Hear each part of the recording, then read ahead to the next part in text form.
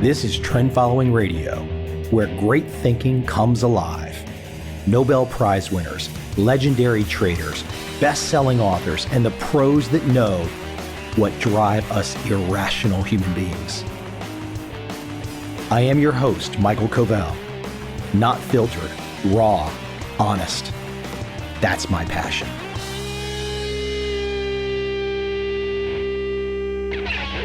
You might already know that I have featured on this podcast, I believe twice, best-selling author Tucker Max. Tucker made his bones early on with some crazy stories about life as a young guy, but he's morphed into something else. And you can hear about those stories on my podcast episodes with Tucker. My guest today has a collaboration with Tucker and a collaboration with the author Ben Hardy. My guest today is Dan Sullivan. He's a performance coach. He helps entrepreneurs. He's been doing this for like 35 years. He's got a hell of a lot of experience.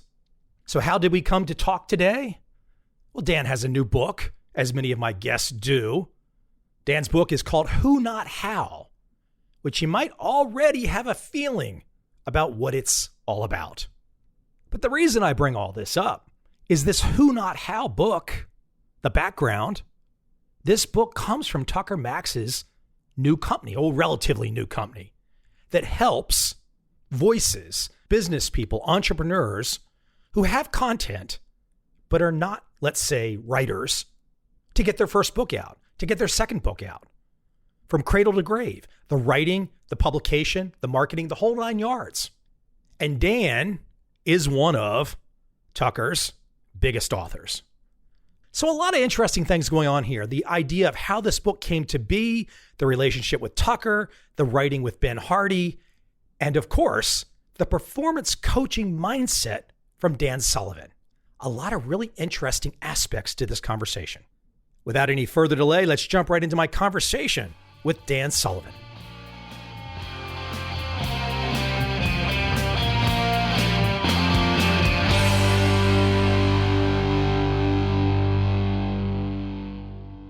I want to take you back in time. I want you to place the time, you place yourself wherever. I want to know where the entrepreneurial bug bit you. And before you start to tell me, I kind of want to lay it out also that it's my gut level field, and I'm an entrepreneur. I've been one since the mid-90s when the dot-com bubble thing started. But I really don't think that most people, they dream of being there. They think about it. But to get to the other side where you support yourself by going out and killing what you eat, so to speak, is really a different way. It's a different way of thinking. And sometimes I feel like as an entrepreneur, I don't have enough associates to share those experiences with. It's like being on an island sometimes. But why don't you place for me that moment in time when you knew that you could, whenever it took place in your life, when you knew you could not go backwards and clock in working for the man for the rest of your life? I grew up in Ohio, so I'm a farm boy. This is 40s, so I was born in 44. My father and mother bought a farm when I was 2 years old. I'm a fifth child, so there's 7 kids in the family. I don't know if I ever gave it much thought that I was going to work for anybody in my life. I mean, farmers are entrepreneurs. Unfortunately, the farm was too small. The farm failed when I was 11, and we moved into a smaller town. And my father, I was so admiring of him because he basically turned himself around after the farm failure, and he became a landscaper. Actually, his life as a landscaper was very successful. And as a matter of fact, he worked till 82. He had his best business year when he was 82.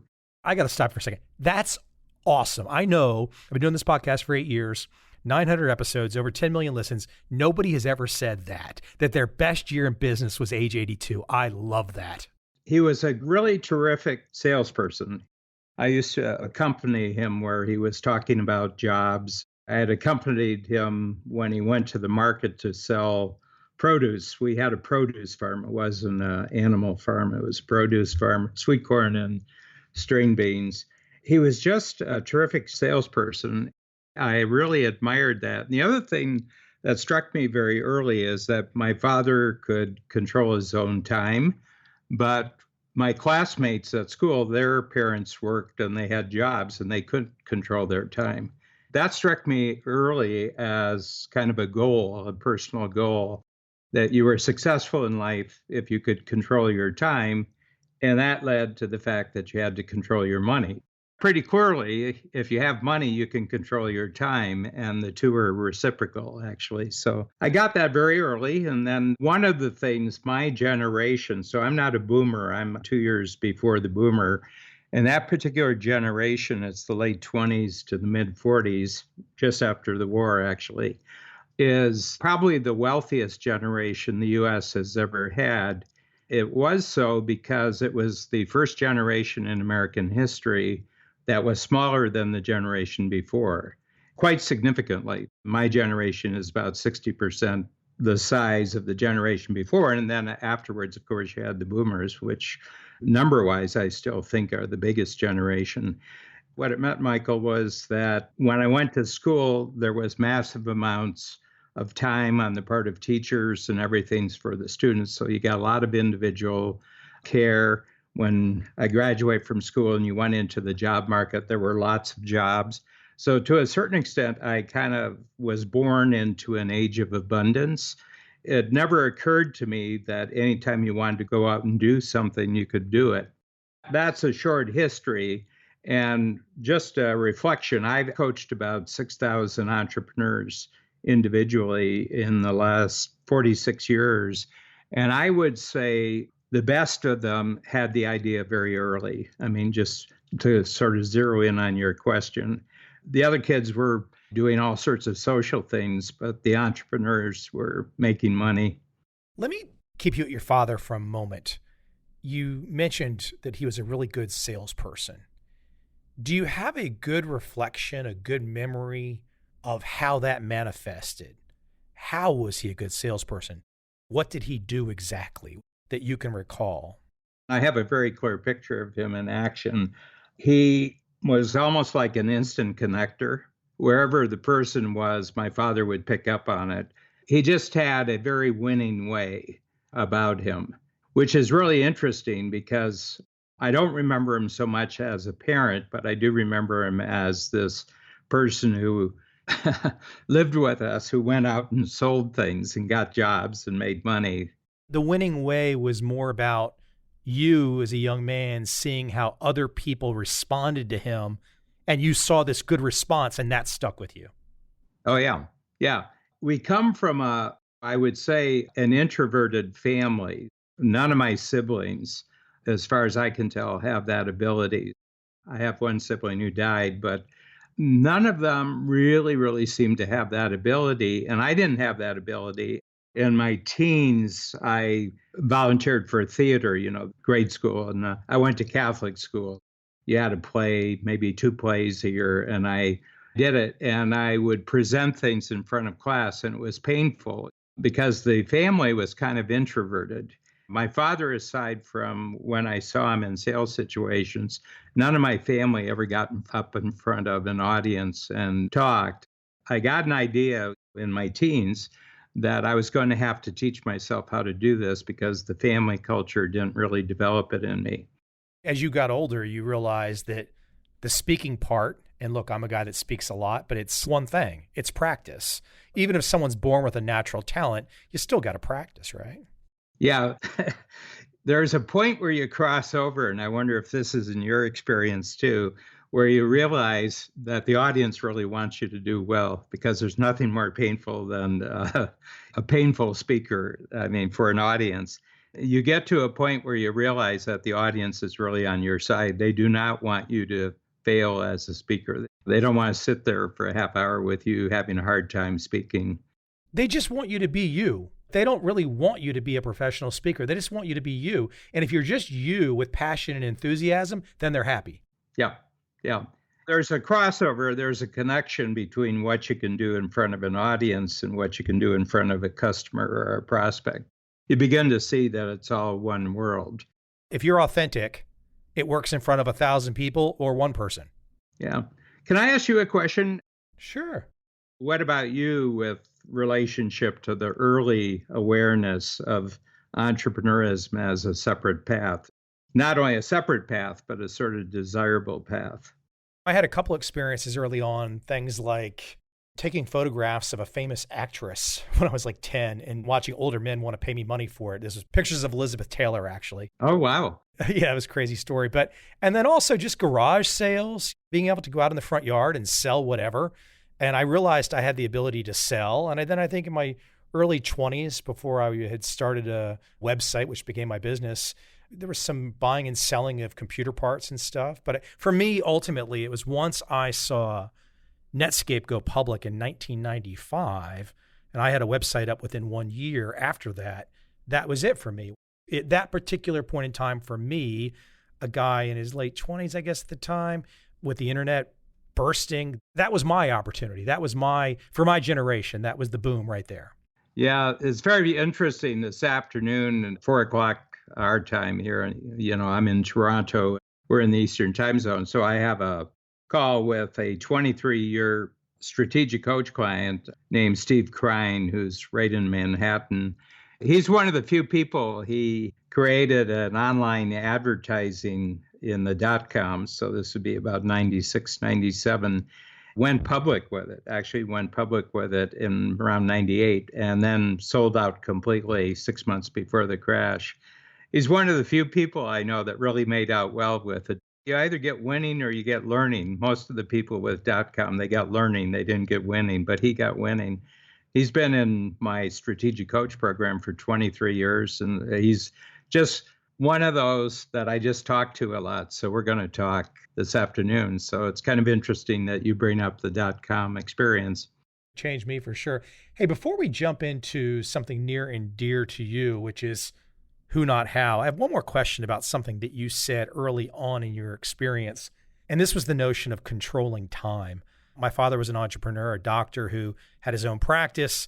So I could see growing up in the Washington, D.C. area where so many people were working federal jobs and everybody was doing kind of the same thing, to come from a family where even though my father had to go to work every day, he was controlling his own situation. And I could see the controlling of time. And that was a really interesting way that you phrase it, controlling time. I think most people can go through a lifetime and never even understand the concept. It's really interesting. And I think that it's a vast area of unconsciousness for most people.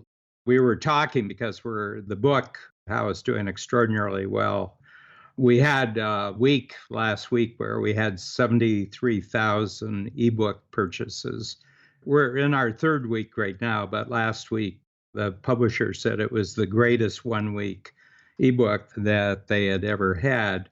What's really, really interesting about this is I'm really thrilled with it. The book describes a kind of unusual collaboration I put together. Of course, Tucker, I'm talking to you because Tucker set it up for us. To be clear, though, this is Tucker Max, who has been one of my favorite guests on this podcast. He's an interesting guy, a smart guy, and quite the character, all in one. Tucker is in the publishing world. If you want to avoid a lot of getting off in one-way dead ends with your publishing career, Tucker's a great guy to have because he's kind of supplies adult supervision for new writers. What's your definition of entrepreneur? I just go back to the original, which, as far as I can see, was 1804. And there was a French admirer. They didn't have economists in those days, but today we'd call him an economist. His name was Jean-Baptiste Say, John the Baptist, Say, S-A-Y. And he said that an entrepreneur is someone who takes resources from a lower level of productivity and takes it to a higher level of productivity. In the day, he carried on conversations, and people say, well, what kind of resources? And he says, well, any kind of resources. You see something, and it's got this much value, and you take that thing, and you transform it in some way, and it creates more value. It's more useful. And I've looked at other definitions and explanations. I said, as far as I'm concerned, that kind of nails it. Look at us here communicating from Saigon, you Saigon, me in Toronto. Think about the means that has been given to us to actually have a conversation where 25 years ago, this would have been very arduous. It would have been very expensive. It would have been very chancy, but it's very, very easy. A resource called virtual communication has just been taken from a much lower level of productivity to a much higher level of productivity. So this is a perfect example. What you do, I don't know all that you do, but I know that you've become very impactful using your ability to talk and a piece of technology. You've become very, very impactful. And so have I.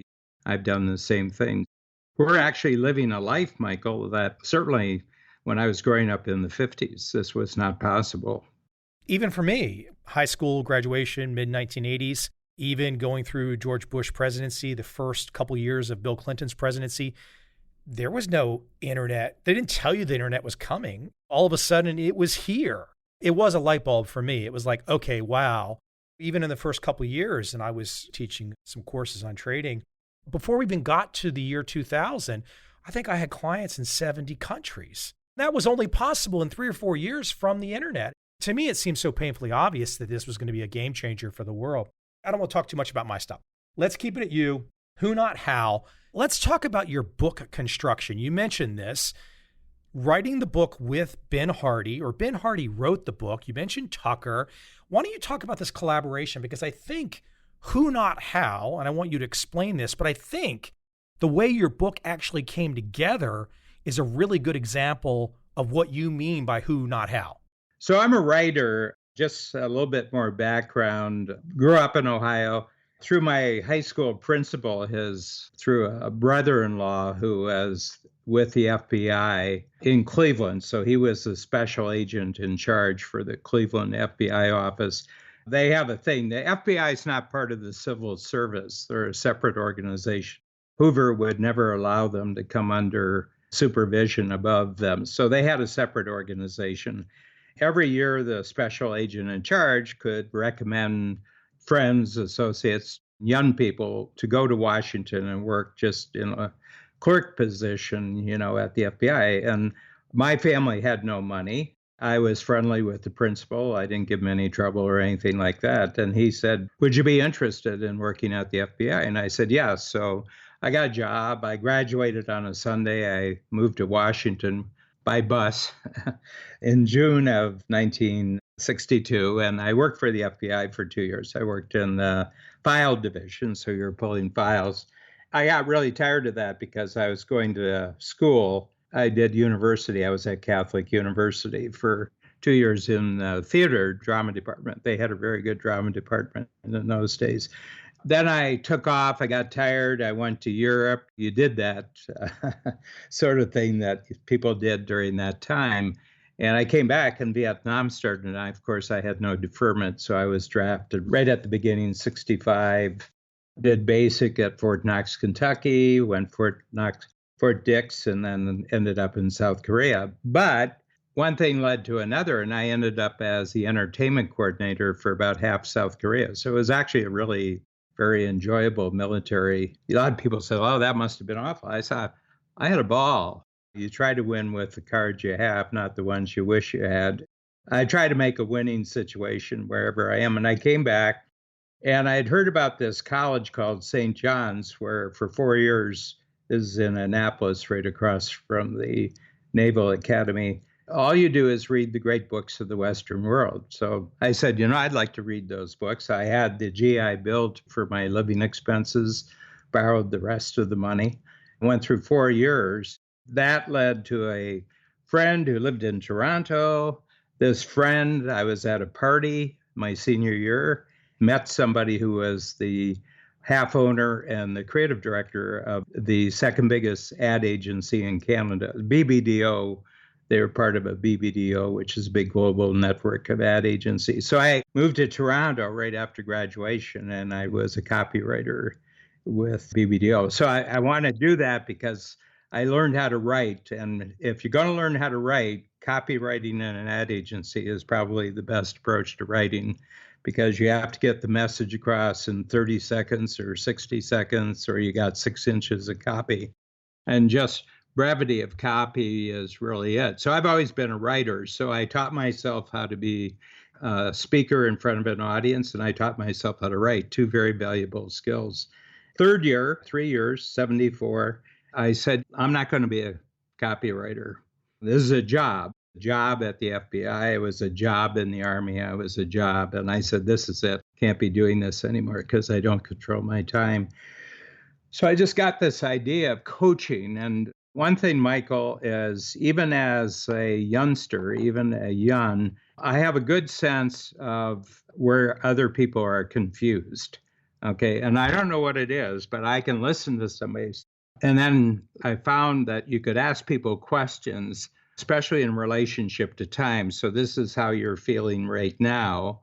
I can sense that somebody is really bothered by something or they have an obstacle that they're not dealing with. Why don't we go a month ahead and you've solved this problem? How are you feeling if you solve this problem?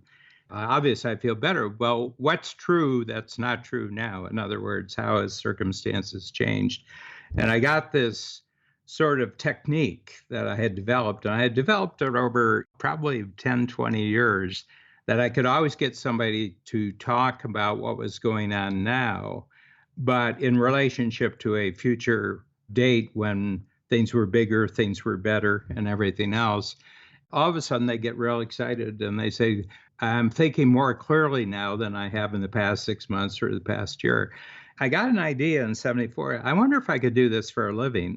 I took a jump, and my creative director asked me, he said, if I say no, you can't do that, will it make any difference? I said, none whatsoever. And he says, well, then you have good wishes. Because he was an entrepreneur. He was a street kid from Detroit.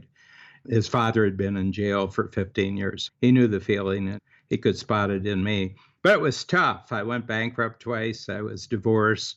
There's one thing to have a great desire to do something, but there's another thing of actually having a business sense and knowing what a business cycle, what cash flow is like, and everything like that.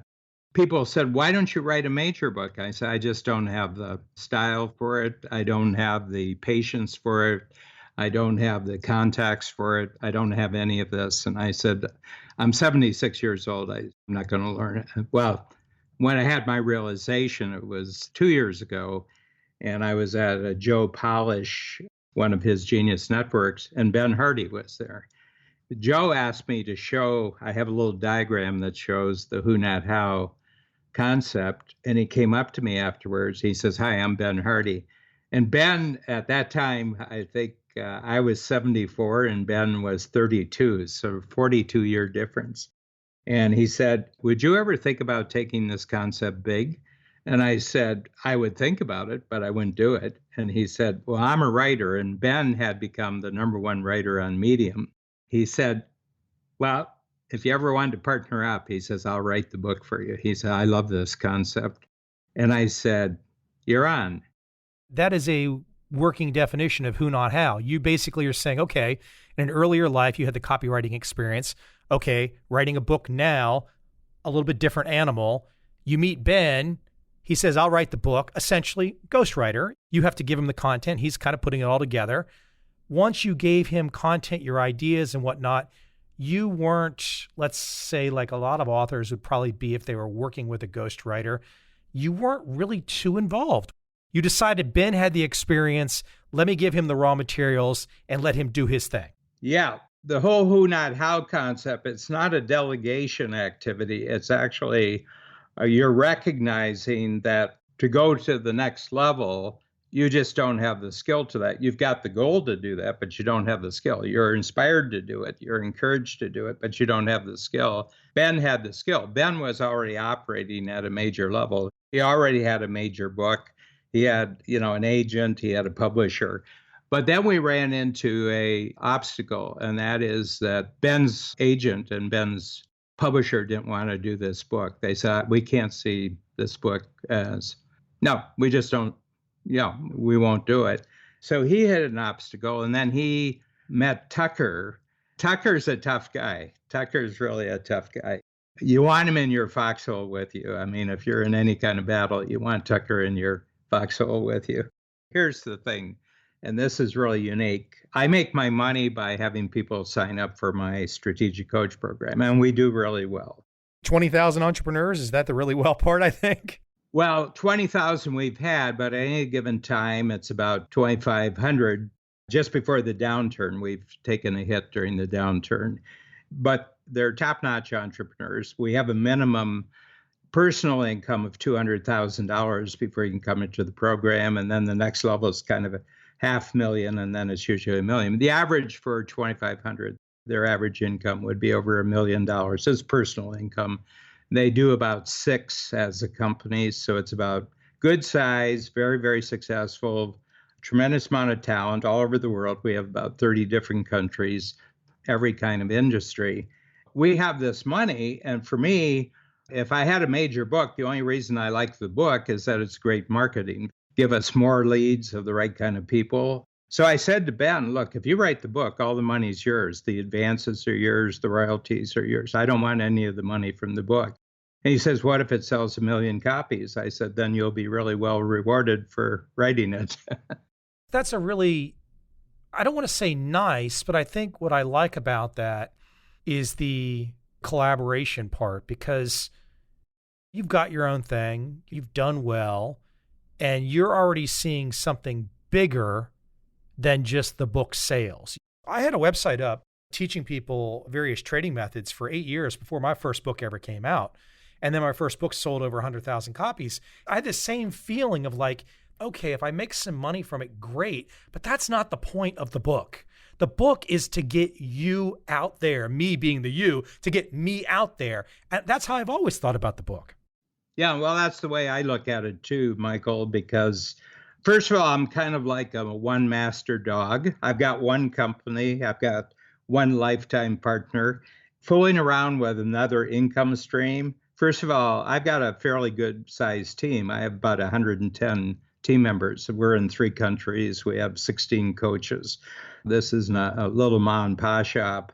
I don't want my team or anyone else to ever think that Dan is busy with another business. I'm just the one business. And I told Ben that. I said, this is just the way I operate. I said, if I never met you and I never wrote this book, we'd do just fine. But I think there is a chance to really jump way up in getting really good leads from the world if we do the book. And he did too. But then he came to me one day and he said, could we add another person to the team? And I said, it's your money. You can add anybody you want. He said, I'd like to have Tucker Max on because Tucker's a great strategist. You should clarify there. Tucker's a great strategist. Tucker has been behind the scenes on some of the biggest selling books of the last 15, 20 years. Well, not only that, he had 4 New York Times. Oh, of course. Yeah. That he wrote himself. I saw him about 10 years ago. He was on stage and I said, I really admire this guy, but you could never invite him to polite company. I mean, the way Tucker talks and everything like that. I met him, and in the meantime, he had been married and he had children, and it kind of rounded him off a little bit. I mean, I almost had a rebellion among my team members. Tucker Max, have you seen his books? Have you seen his movies? And I said everything else. And I said, yeah. That was R&D on his. He was just checking something out. That's a good way to say it, really, because I'm sure there's probably some people today that have a memory of him at that point in time. I'm not one of them. I've had a chance to have him on the podcast several times, and he's a really interesting guy who knows his stuff big time. You want to be around those kinds of people, right? Yeah, well, he cuts through the BS. Tucker just has a great ability. Now I've got Ben and Tucker as a team, and they find the third member of our team, and that's Reed Tracy, who's the owner and publisher of Hay House. They said, this is the best marketing publisher in the United States. He said, not the biggest publisher, but they're the ones who really put the emphasis on marketing. So they have a 4 million contact list that the moment they like you and the moment they get a book, it goes out to 4 million. And I said, that's a great capability. As it turns out, he had known about me for about 15 years because I've developed a reputation in the entrepreneurial world for high-level marketing. And he said, I knew you wrote and I knew you did little books, but I heard that you just don't do major market books. And he said, and I kind of understand that.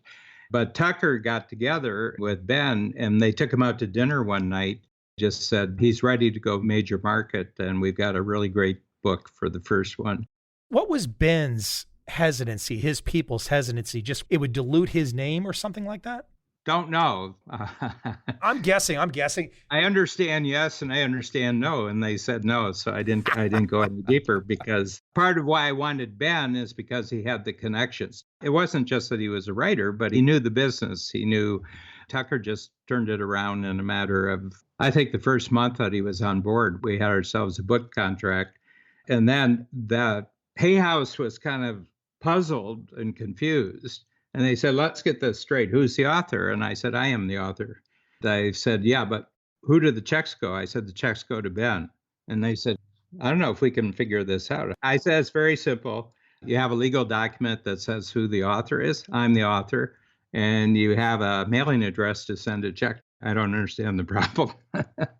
They got a good advance. They got not as big. And Tucker said, let's not take a big advance and have them say, we're going to keep as much money on your side for marketing. So the whole thing here, Michael, is what is the maximum marketing power that you can get in the world for yourself as an entirely new dimension. Tucker had a great conversation with me. He says, usually first-time writers, they want to become well-known and they want to build a business like you already have. He says, you're the first person who already has the business waiting, and this is your first book. And I said, yeah, I kind of like doing things organically. I like to have something ready to deliver when the word goes out that something's available. So as it turns out, Reed said, if this one does really well, then we'll look at a new book for 10 years. So it'll be a brand new book. And I have the books. The books, I would say Ben is going to write over the next 10 years. 8 of them are already written in small form in my quarterly series. Just to give you how much the who, not how concept has had an impact on me, my total time on the book, and that would include the time that I'm spending with you since the book started, is 50 hours. And again, not saying delegation, as you point out, but it's more of a collaborative effort where each person brings their unique thing they do to the table. Then you bring it all together in kind of a blender, and then you end up with the final product of the book. Here's the thing. I didn't write a word in the book. The book you have, I did not write one word. Ben wrote all the words. I could not have written that book. Some of the most famous people in the world use ghostwriters, and you never know about it. Yeah, well, he's not a ghostwriter. His name is just as big as mine on the book. My point, you guys chose to do this unique kind of transparent collaborative effort, which is different than what most people do. Yeah, I make sure that it was Ben's idea. He says, why don't we write a whole chapter on the who, not how collaboration that actually created this book? And that's been a big part of the selling point. People get to it. They actually practice this in producing the book. And I said, well, yeah, I mean, if you did the opposite, you produced a book on collaboration, but it was kind of a normal vendor relationship and people's. As a matter of fact, Tucker keeps trying to keep himself out of the limelight. And I said, for example, his team created the book design. The book design we had from the publisher really wasn't going to do it. And Tucker's team did it. And just at crucial moments, Tucker comes in, like we were going to, somebody offered in the first week or so that for $50,000 they would take it. And Tucker says, no, we're not going to need it. He says, we're not going to need it. He said, this is going to go viral. So we're up to probably the end of the third week. We'll be at 100,000 total sales, ebooks and paper. Is that 100,000 at kind of a $10 to $20 range? No. What you do is you front end load just because of Skype, just because of Kindle. You can front end load, so you can determine your price on Kindle in the early weeks. Discounted upfront thing here. Yeah, right up front, because what happened is that Kindle, you can buy Kindles for other people. We put it out there essentially for 5 days at $1. We got 40,000 hits right off the bat. And then the next week it jumps back to $13. In a sense, the Kindle sales in the first week are a cost of marketing if you're thinking about the money that you're not going to get from that. But it's gone viral so far as we can see. I was shooting for 50,000 by Christmas, and we had 75,000 by election days. I still don't think that I've probably gotten from you a concise definition of who, not how. We've kind of talked in stories. I'm going to ask you a question that's going to get you to tell another story, but I think stories are good to explain this. So you give the great example of Michael Jordan, first 6 years in the NBA, doesn't win anything. He's basically a one-man show scoring 30, 40 points a game, whatever. He's not breaking through, he can't beat the Pistons, so to speak. And then he gets Scottie Pippen, then he gets Horace Grant, eventually Rodman, all that kind of stuff. He wins 6 championships. That's a great example of who, not how. You could talk about all the hows you wanted, but he needed the Pippen. Pippen was the who. Here's an example in reverse, and I'll let you run with it. The New England Patriots have had a great run for 20 years. They lost their who, and now they can't win because Tom Brady's at Tampa Bay. Yeah, and he's probably going to end up in the Super Bowl at Tampa Bay. There's losing your who in reverse, huh? His father, Tom Brady Sr., was in strategic coach for 10 years. I didn't really hang out with him in that, but let me just give it to you as clearly as I can. I've got a goal. I'm someone who's got a goal. It's a picture of myself in the future, and it's bigger and better. The results are bigger. I'm feeling better, okay? My definition of a goal, it's you in the future under multiplied circumstances. And then you come back, you're very excited, you're intellectually engaged with it, and then you hit a wall because you don't have the hows, you don't have the capabilities to actually get there. And then you say, how am I going to do this? 99% of the people give up because it's too hard. So they have the dream, but they don't have the means. They're stuck, or they procrastinate, or it's grueling. I'm going to have to learn how to write a major market book. I'm going to have to learn how to get an agent. I'm going to have to learn how to get a publisher. I'm going to have to learn how that. That's daunting. When I was 26, I wouldn't commit myself to that. And I'm certainly not going to commit it to it when I'm 74.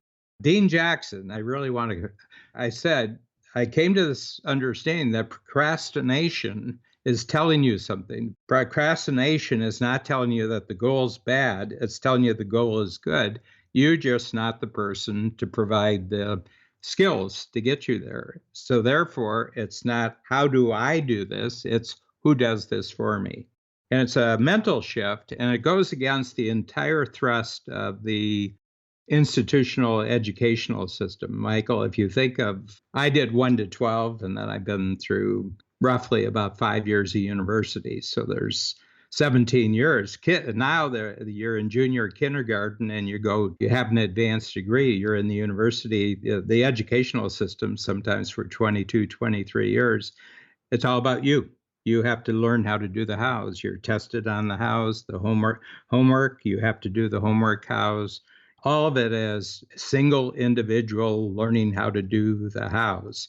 If you get someone else involved, that's called cheating. So for 22 years, you've told if you get someone else involved in doing the hows, it's cheating. But the moment you go out in the marketplace, that'll work for maybe 3 or 4 years. They don't need your how anymore, and you better be good at finding other who's. And that's why I think academics hate the marketplace, because it basically fundamentally takes what they've created and uses it up in 2 or 3 years. And they say, now, does the person have any other tricks besides a few hows they learned in 20 years? So my whole point is, if you look at any really great entrepreneurial empire, they usually feature one person. Henry Ford, Thomas Edison, Steve Jobs, Bill Gates, and everything else. But it was just a network of tremendous who's who did this. I mean, Elon Musk kind of takes the limelight, but I bet Elon Musk has a lot of who's inside of his enterprise, inside of his universe. They never take that because it's not a good story, because academics want to believe that it's all about what they do and it's how they prepare students for the future. It's a complete lie. It gets back to my kind of opening salvo with you in getting people that are perhaps not entrepreneurs to kind of understand before they jump in. And I don't know how you feel about this, but I feel like if you're going to be somebody that says, okay, I'm going to start a business, I'm going to sell something, You either do it or you don't do it. You jump in or you don't jump in. There's no halfway. Too many people want this safety net. And for me, in my example, the reason, I remember the first 6 months I had no sales. What drove me was, well, I'm not going to fail. Failing is for losers. I don't want to be a loser. I played baseball competitively. I was a catcher. I wasn't going to quit. Why would I quit? I'll take my losing information in, the things that I'm doing wrong. I'll look at the things that I'm doing right, and I'll keep pushing. I'll keep driving. And if I quit, then it's over and there's no more game. What's the point of that? You've got this experience, right? People don't really understand that it's not an academic exercise. You've got to get in there and get the blood, sweat, and tears going. Well, yeah, I had a really tough 10 years when I first went out there. I guess bankruptcy, getting 2 bankruptcies, I think that those are 2 bad report cards. It seemed to me like it was a bad report card. I wasn't learning this. I wasn't mastering this course of divorces. Did you get depressed or sad or anything, or did you just kind of shake it off and keep moving forward? I think I was confused. But what I came to, Mike, is that I wasn't really telling myself what I wanted. I had a part of my brain that still expected that other people will tell me what I want. That was in 78. Actually, I was divorced and bankrupt on the same day. The legal procedures happened on the same day. And then next morning, I went for breakfast at a restaurant. Not a single person in the restaurant was unhappy because I had gone divorced. I was divorced and bankrupt the day before. And I said, look at them. They're happy. They're talking. Don't they know that I was divorced and bankrupt? Nope. Nobody cared. They didn't invite you over to parties to talk about your divorce and bankruptcy. I said, I guess this is 100% my property. So I just decided 3 months after that, I said, how I handle what's just happened is going to determine the rest of my life. So why don't we just learn everything there is to learn? And about 2 or 3 years later, I met Babs and I had developed my thinking about coaching, and I showed her how to transform her thinking about her company. Did you have this same disposition at bankruptcy, divorce time? You seem very even-keeled. Yeah. I said, I just haven't learned what I need to learn. I mean, you say not quit. I said, the only problem here is I haven't learned how to be successful at doing these 2 things. What's the alternative but to get smarter? There was no possibility of going back. I mean, I always tell entrepreneurs, entrepreneurism is a life sentence. That sounds clever and it makes it sound bad, but I don't think of it as a bad life sentence. I love the life sentence of being an entrepreneur. Well, the other thing is you can't go back. I mean, I've got a rule in my company that we won't hire a failed entrepreneur as an employee. They're just recuperating. They'll be right back out there in a year or 2 years. I said, they won't stay. Once they've been an entrepreneur, they won't stay. They can say all they want. Yeah, I want security and I want the structure. It's not true. I said, their wounds will heal, they'll think, and they'll come in a year later, 2 years later, and they'll say, I got another idea. I'm going to go out again. And you've seen too many clients, too many people, too many friends, too many associates. You know that deep in your bones. It's going to happen every time. Oh, yeah. Yeah. These are different species. This is not a matter of degrees. This is a difference of kind. Entrepreneurs are a totally different species. They're not kind of more of a particular type of ability. They're completely different creature. The worst ones are the ones that get caught halfway between being an entrepreneur and being an employee. Those are the saddest people in the world. What's a good example of that to share with people? People who call themselves social entrepreneurs. I don't even know what a social entrepreneur is. Oh, you're being entrepreneurial, but you don't want to make a profit. Yeah, I don't know what that is. You want to do good in the world. That's an NGO. That's some kind of a nonprofit. They're not fully anywhere. They're halfway between one species and another. They want the social cachet of being entrepreneurial, but they actually don't believe in profit-making entrepreneurism. I know what nonprofit means. It means bankruptcy. You know what's so crazy is as we wind down, and I think about the big picture of entrepreneurism, and I take it back to the .com era and look at the businesses that really took off from that point in time. Amazon, Google, Facebook in the early 2000s. Apple rebooted itself during the dot-com era. These are now the biggest companies in the world. They would not have the impact they have if their leaders did not have this entrepreneurial vision that you and I are talking about. All the details that are in your book, it's what makes the world run. It's the lifeblood of the world. Yeah, I think that the difference between countries, because we have countries all over, the difference between countries is, here's my take on entrepreneurism. 5% of the adult working population are willing to experiment with self-employment. In other words, they'll make their own money. Of those 5%, 1 out of 20, so it's actually 1 out of 400 adults in the marketplace can actually truly be a successful entrepreneur. In other words, they'll constantly grow as they acquire skill, as they have business, they'll create a team around them, they'll create a company around them. It's about 1 in 400. Here's my take on Michael. The world doesn't need any more than 1 out of 400 people doing this. Why would you say that we don't need more than 1 out of 400 to do this? It propels people, just that one individual doing that creates new enterprises, creates new jobs. More than 100, 1 out of 400 doing it, but there's one who's a breakthrough entrepreneur. Out of 1,000 births, there's one person who has genius level intelligence. And we know that. I mean, we just know that from the statistics. And that one genius can create a new way of thinking that benefits everybody. Everybody said, oh, the world's really becoming entrepreneurial. You know, people in corporations are entrepreneurial. People in universities are now trading entrepreneurial classes. And I said, yeah. It's a buzzword. And it's sort of a fashion statement and everything like that. And I said, yeah, but if you see what it actually takes to be a really great entrepreneur, I said, I don't see any more of them now than when I started coaching in the 1970s as a percentage. I mistakenly showed up and went to an MBA program in Tallahassee, Florida, back in my 20s. And I mean, I thought it was going to be useful. I thought an MBA would be great for being an entrepreneur. And I got there the first day of class, and I walk in, and a bunch of guys were wearing blue blazers with 3 gold buttons. And we started talking about capacity utilization on airplanes. And I thought to myself, literally in the first day, I was like, God, I just blew this. What am I doing here? This is not going to help me at all. We got a huge population. Think about that. When I was born in 1944, the world population was 2.2 billion. And today it's 8 billion. It's probably a little bit more than 8 billion. That's 3.5 times global. And half of them have cell phones. Just statistically, people are better fed. You can always pick really bad situations, but generally speaking, they have pretty good numbers on this. We're better fed, more peaceful. People are cooperating rather than conflicting.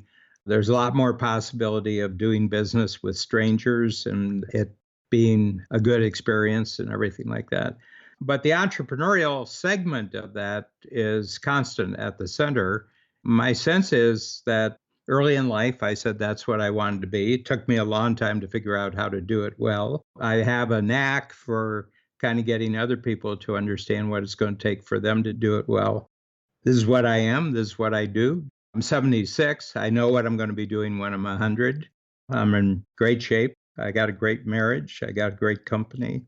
And now I'm really starting on this thing of, I said, from now on, it's not about my individual achievements. It's just about finding the who has greater capabilities than I am. I can work out a deal with. And I find this one of just letting the other person have all the money is actually a pretty good deal.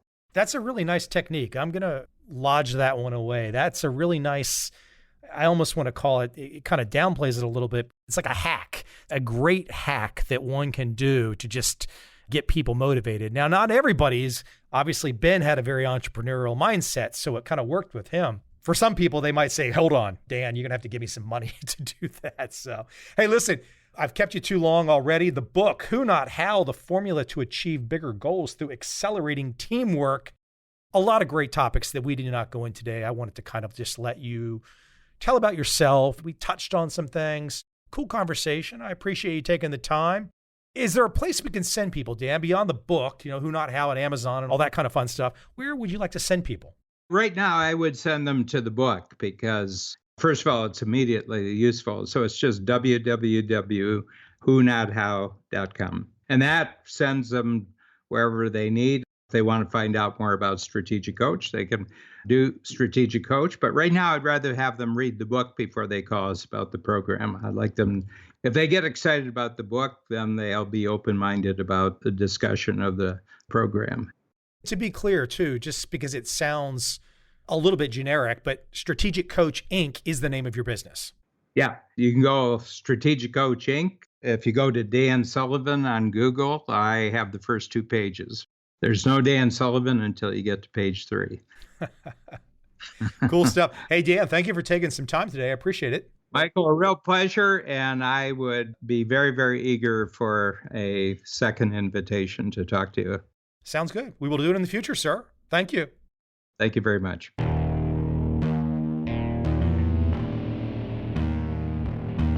I see a time when those awake will understand how to make money in up, down, and surprise markets. Whether new trader or experienced, college student or financial advisor, protecting against a crash or just trying to make a lot of money, trend following offers everyone an answer in uncertain times. To get started immediately, send me an email, michael@covel.com. I will send you the right trend following steps to take along with my free video. But if you want to buy and hold, trust the government and trust Wall Street, this is absolutely not for you.